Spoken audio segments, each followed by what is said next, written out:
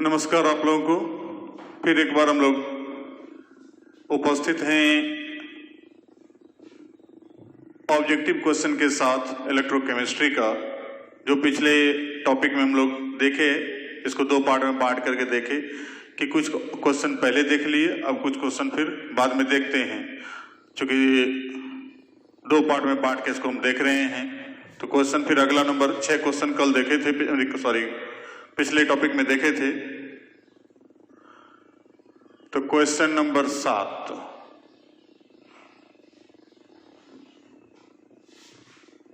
तो कहता है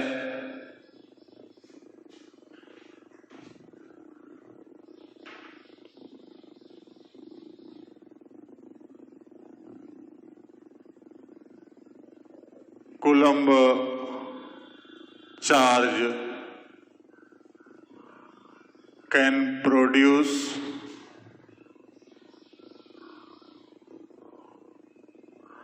डैश ग्राम तांबा कॉपर फ्रॉम CuSO4 सॉल्यूशन।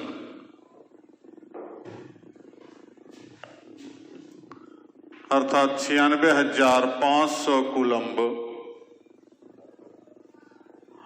आवेश CuSO4 विलयन से डैश ग्राम तांबा मुक्त कर सकता है।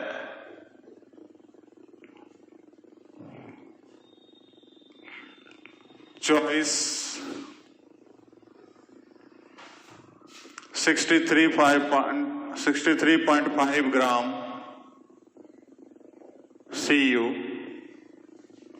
31.76 ग्राम Cu। नंबर 3,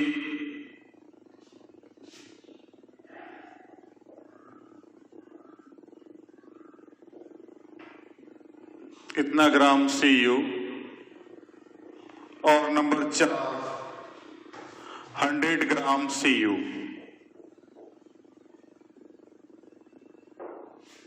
तब यहां पर देखें हम लोग, तो Q दे दिया है 96,500 कूलम्ब। Z का मान A/NF, यहां वैलेंसी 2,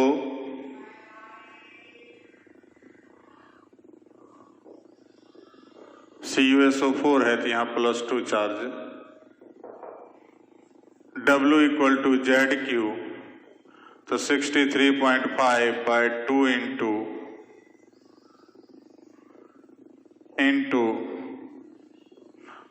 तो इतना हो गया 31.75 ग्राम। तो आंसर विल बी B।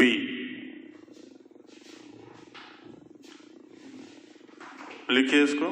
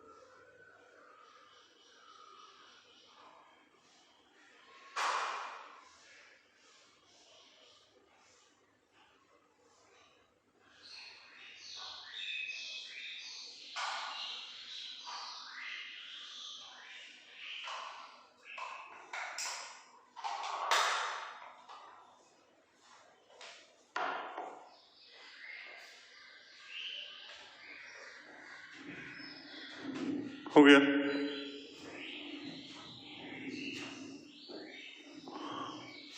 अगला question,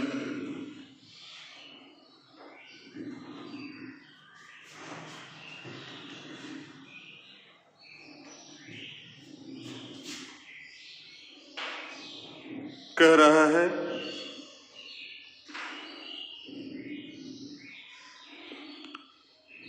question number 8, Faraday's law is related with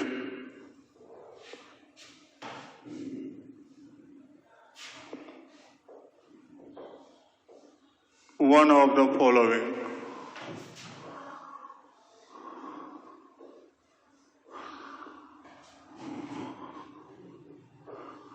Faraday का वैद्युत अपघटन का नियम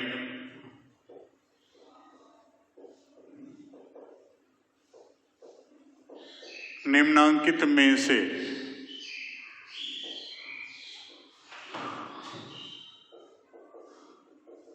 किसी एक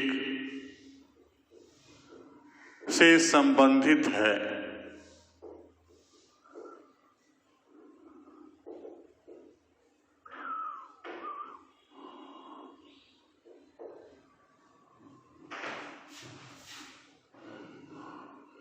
चॉइस है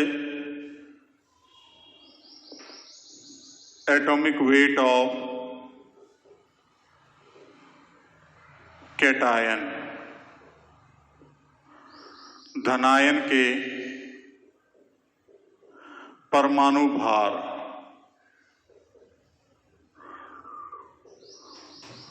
B number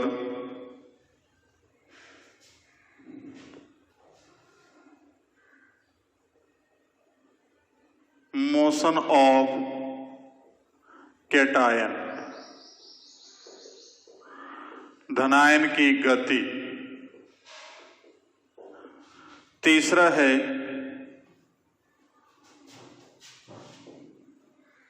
motion of anion, तो ऋणायन की गति,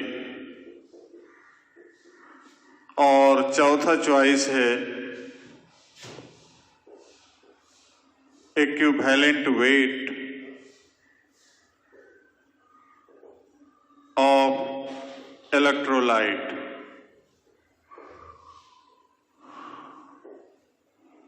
वैद्युत अपघट्य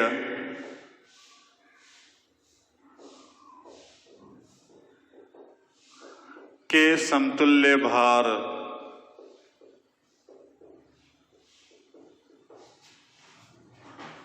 तो अब यहां पर फैराडे का दो नियम हम लोग देखे हैं।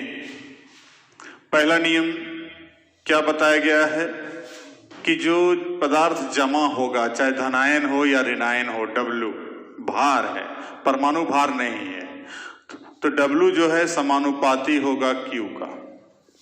ये भार है, परमाणु भार नहीं है, तो ये तो खत्म हो गया। इसमें मोशन भी कहीं नहीं आया। सेकेंड लॉ जो कहता है कि W is proportional to E, यही दो लॉ है, ये फर्स्ट लॉ, ये सेकेंड लॉ।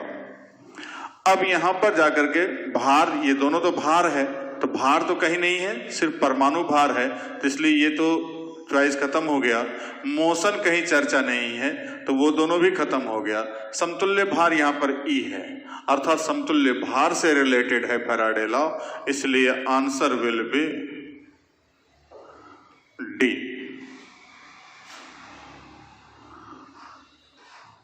यहां पर हम लोग कह सकते हैं W is proportional to E, second law, from second law.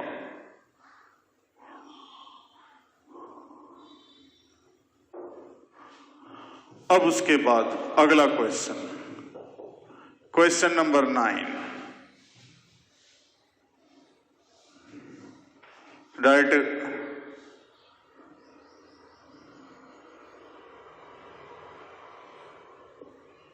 after passing 1 farad electric charge through an electrolyte,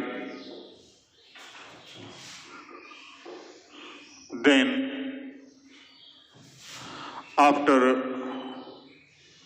electrolysis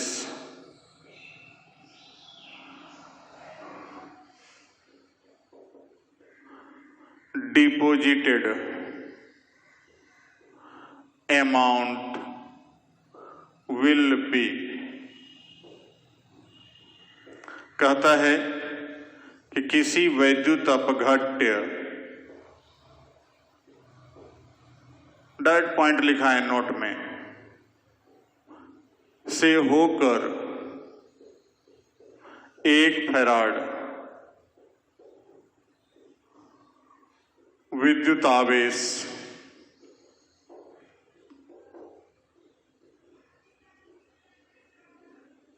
प्रवाहित करने पर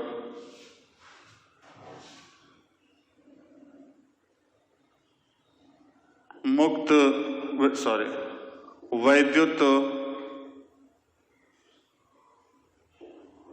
अपघटन के पश्चात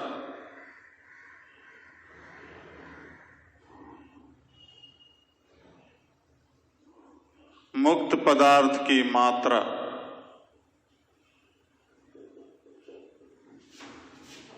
डैश होगा। तो चॉइस है यहां पर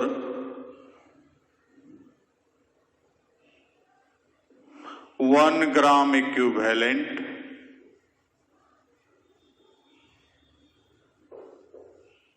1 ग्राम समतुल्यांक,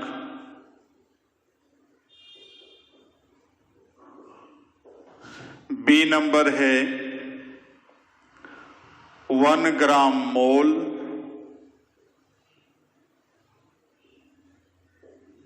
1 ग्राम मोल, सी नंबर है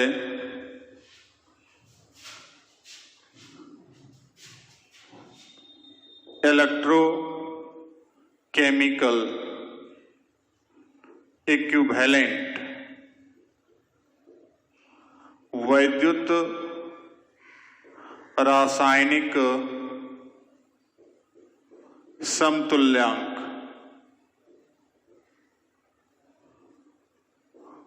और डी नंबर है 1/2 ग्राम इक्विवेलेंट, आधा ग्राम समतुल्यांक।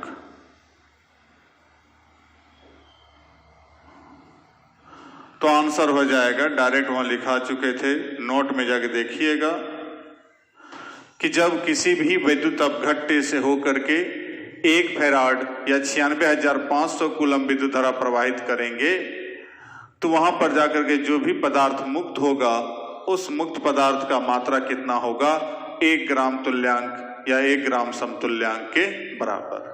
ठीक है, ऐसा लिखा है वहां पर, दर्शा दिए हैं। तो वो जाकर के आंसर क्या हो जाएगा, ए नंबर। लिख लीजिए इसको।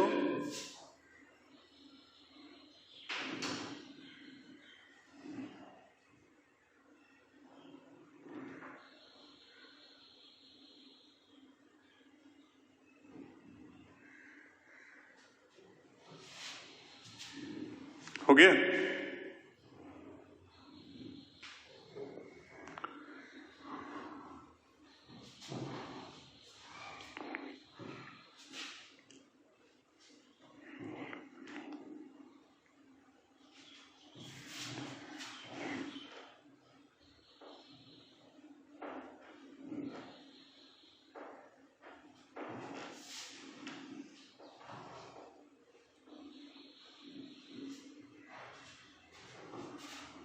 अगला क्वेश्चन है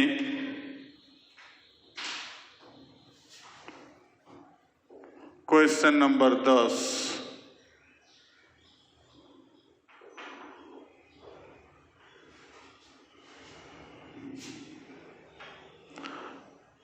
स्टैंडर्ड हाइड्रोजन electrode potential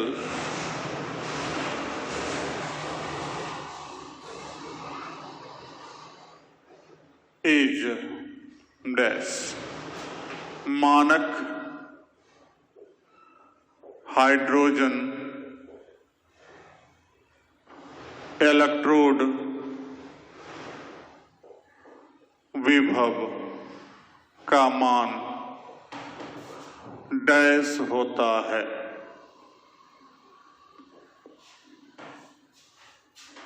तो चार choice 2.0 volt, 1.5 volt, 0.00 volt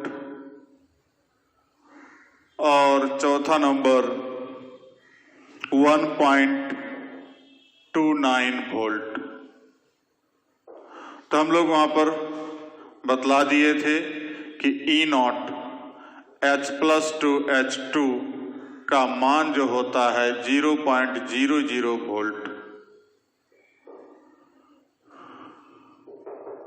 Therefore, answer will be equal to C। ठीक है, पीछे लिखाए थे जब स्टैंडर्ड हाइड्रोजन इलेक्ट्रोड का चर्चा किए थे तो वहां पर उसका बताए थे कि उसका वैल्यू कितना है, 0 वोल्ट है। तो आंसर क्या हो जाएगा, 0 वोल्ट, अर्थात सी।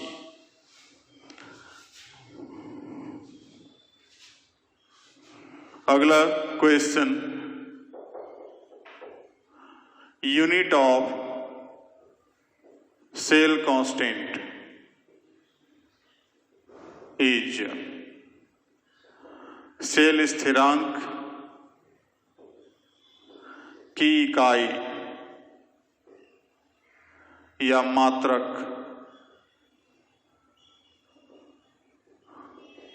डैश है।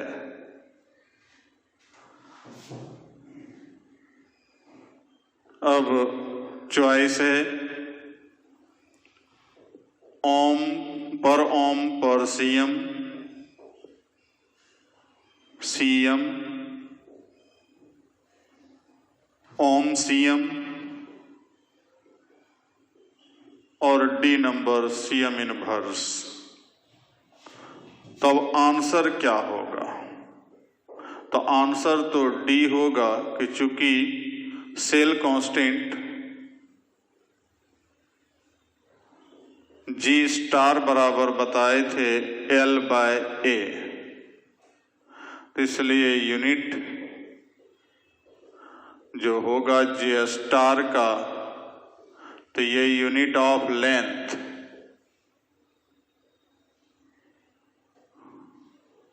यूनिट ऑफ लेंथ बटे ए एरिया, यूनिट ऑफ एरिया क्षेत्रफल।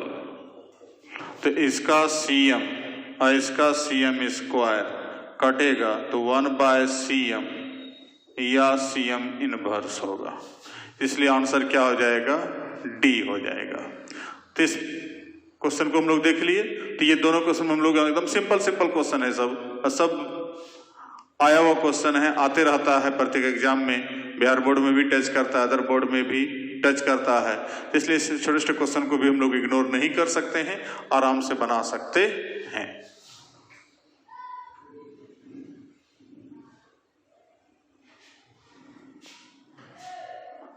मिटा दूं?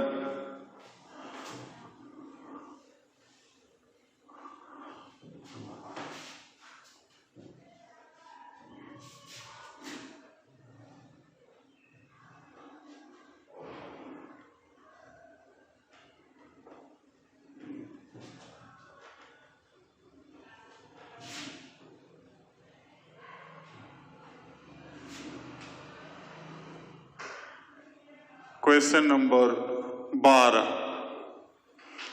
कहता है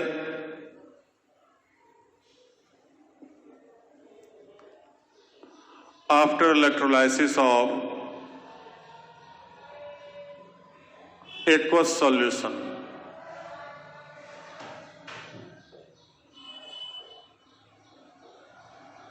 of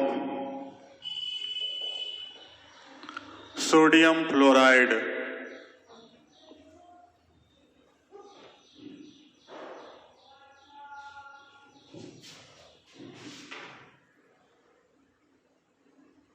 which substance says will be released on cathode and anode, anode and cathode.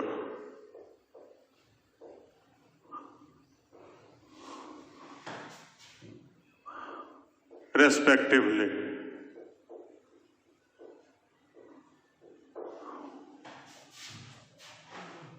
तो कहता है कि सोडियम फ्लोराइड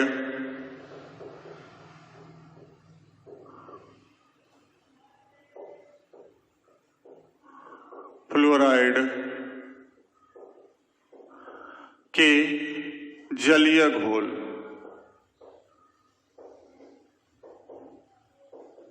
के वैद्युत अपघटन के पश्चात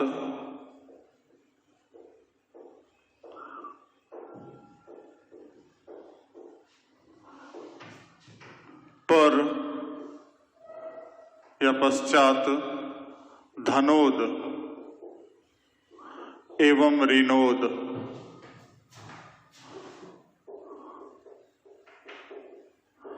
पर मुक्त होने वाले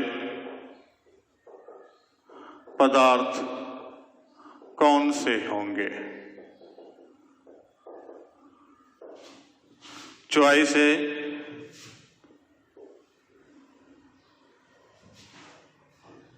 F2 and Na,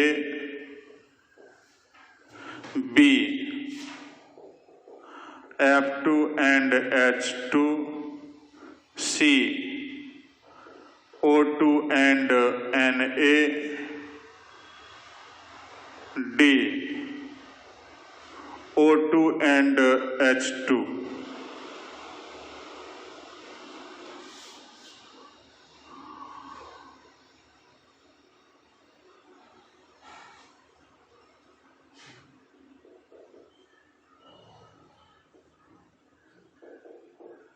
चलिए, तो ऐसा भी रिएक्शन बता चुके हैं, रिएक्शन लिखने के लिए सिखा चुके हैं। जब हम लोग फैराडे का लॉ पढ़ रहे थे, फैराडे के लॉ के पहले इलेक्ट्रोलाइसिस के बारे में जब बताए थे, तो वहां पर जाकर के हम एक डिस्चार्ज पोटेंशियल थ्योरी बताए थे। उस थ्योरी के बाद वहां पर कुछ एग्जाम्पल दिए थे और कंडीशन भी समझाए थे।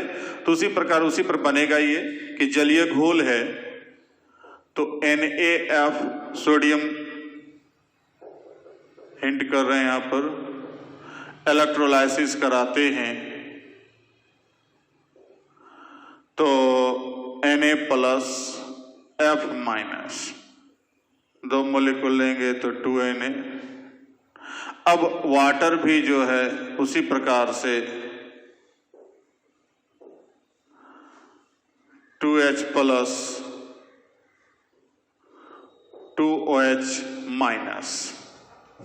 अब उसके बाद वहां चर्चा किए थे कि जब एक से अधिक धनायन और एक से अधिक ऋणायन प्रेजेंट रहे तब वैसे स्थिति में हमको वहां पर देखना होगा कि कौन मुक्त होगा और कौन मुक्त नहीं होगा, और उसमें डिस्चार्ज पोटेंशियल एनर्जी पर डिपेंड करेगा। जिसका डिस्चार्ज पोटेंशियल एनर्जी कम होगा वो पहले मुक्त होगा। तो धनायन दोनों में देखें तो डिस्चार्ज पोटेंशियल एनर्जी, जिसको वहां शॉर्ट में DPE बोले थे, ऑफ Na प्लस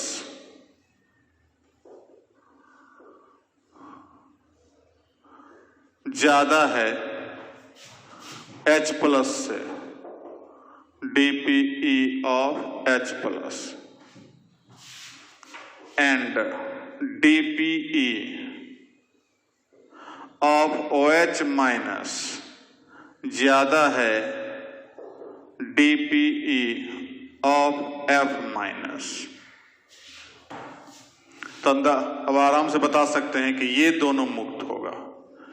तो therefore at anode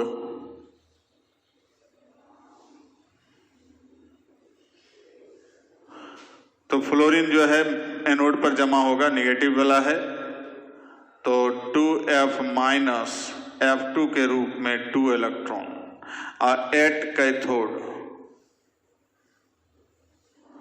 H plus, तो 2H प्लस 2 इलेक्ट्रॉन रिलीज करेगा, H2 बनाएगा, एक्सेप्ट करेगा और H2 बनाएगा। तो क्या क्या जमा हुआ? F2 and H2। तो therefore आंसर विल बी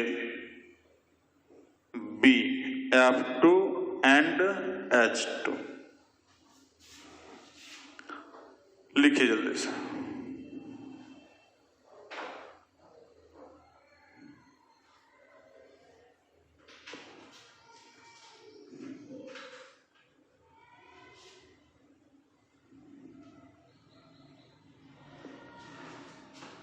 हो गया?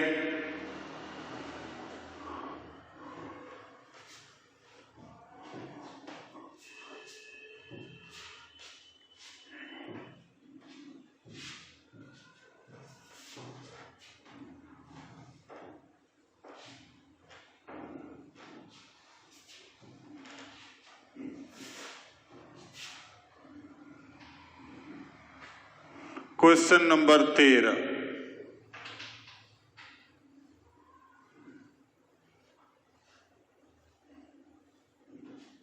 कहता है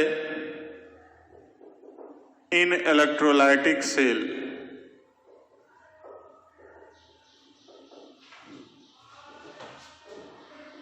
direction of flow of electron will be. वैद्युत अपघटनी सेल में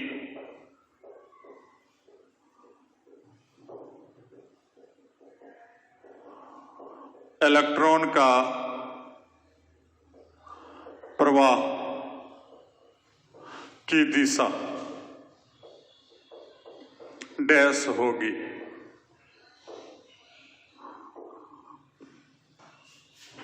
चॉइस है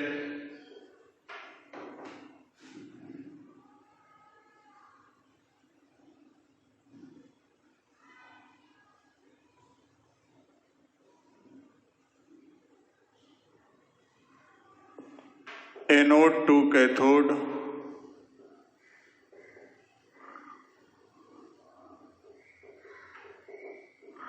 एनोड से कैथोड,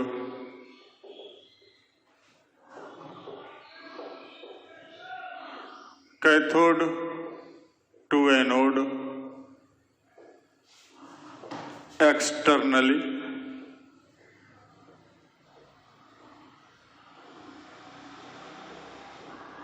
कैथोड से एनोड, बाह्य रूप से, कैथोड टू एनोड,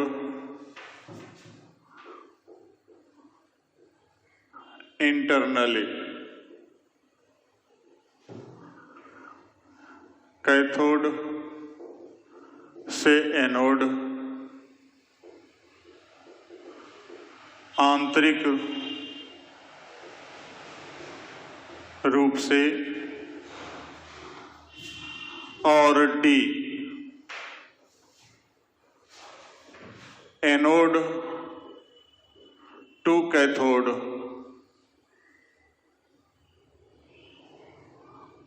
इंटरनली।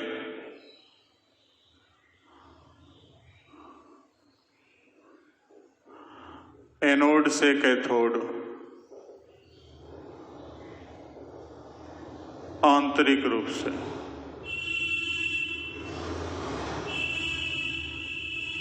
तो चलिए हम लोग देखते हैं, कुछ एग्जाम्पल एक लेके चलते हैं। जैसे मान लीजिए NaCl है, अब ये इलेक्ट्रोलाइसिस कराएंगे, यहीं से पता चल जाएगा। Na plus plus Cl minus, दो लिए। अब Cl minus 2Cl minus Cl2 plus 2 electron, अब ये जमा होगा एट एनोड, एनोड पर जमा होगा।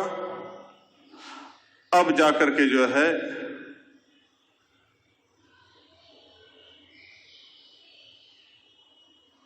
Na प्लस 2 इलेक्ट्रॉन ये जमा होगा एट कैथोड। तो यहां पर जाकर के जो है अब ये देख रहे हैं हम लोग इलेक्ट्रॉन कहां रिलीज हो रहा है, एनोड पर। जमा कहां हो रहा है इलेक्ट्रॉन, कैथोड पर। तो एक दिशा इसका क्या होगा, एनोड से कैथोड, एनोड से कैथोड। अब यह घोल में हो रहा है तो घोल में ही पास होगा। तो आंसर हो जाएगा डी।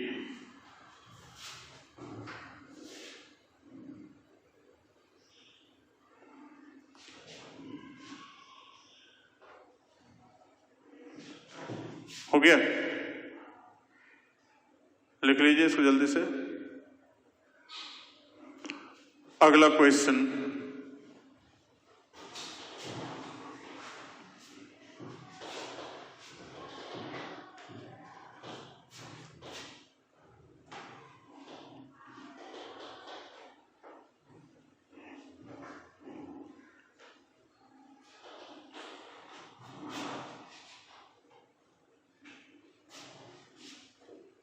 क्वेश्चन नंबर 14 कह रहा है at infinite dilution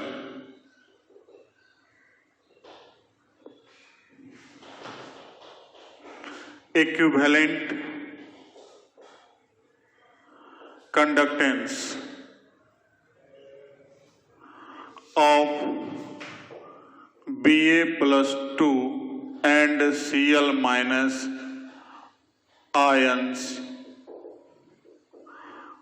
are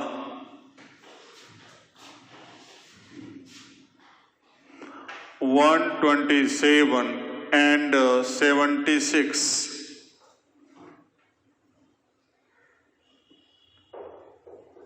Then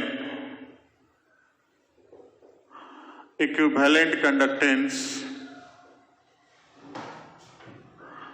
of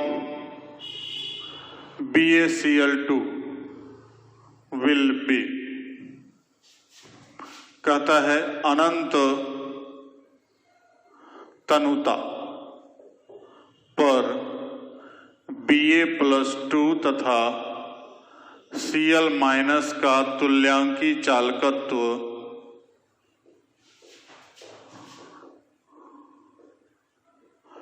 127 तथा 76 है। तो इस स्थिति में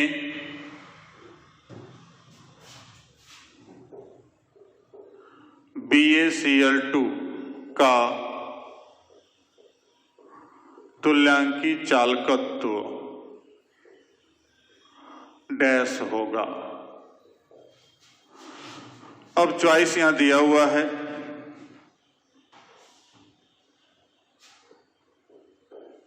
139.5, 203, 279 और 101.5। ठीक है, तो ऐसा वाला सवाल भी बता चुके हैं पीछे, बस सिंपल है, इसको आराम से खाली तोड़ के दिखलाना है कि वहां चर्चा कर चुके हैं कि BaCl2 टूटेगा इलेक्ट्रोलाइसिस जब कराएंगे तब, तो Ba+2 2Cl माइनस, तो इसके लिए lambda m infinity for BaCl2 will be equal to ionic equivalent, यहाँ EQ for ionic conductance for Ba+2 plus 2 into ionic conductance of Cl minus. अब इसका जाकर के BA +2 का दिया हुआ है 127 प्लस 2 × 76, तो 127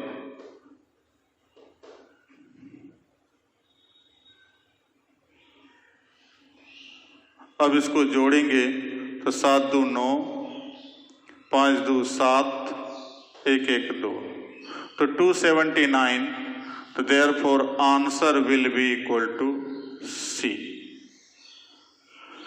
तो इस प्रकार से हम लोग इस ढंग का छोटा सा ऑब्जेक्टिव क्वेश्चन को देखे अभी तक में, और भी बहुत सारा क्वेश्चंस हो सकता है, तो वो जाकर के जो है कि क्वेश्चन बन सकता है। तो चूंकि यहाँ पर पॉसिबल तो नहीं है कहा जब सबका सॉल्व करना, तो वो जाके आपको सॉल्व करना है।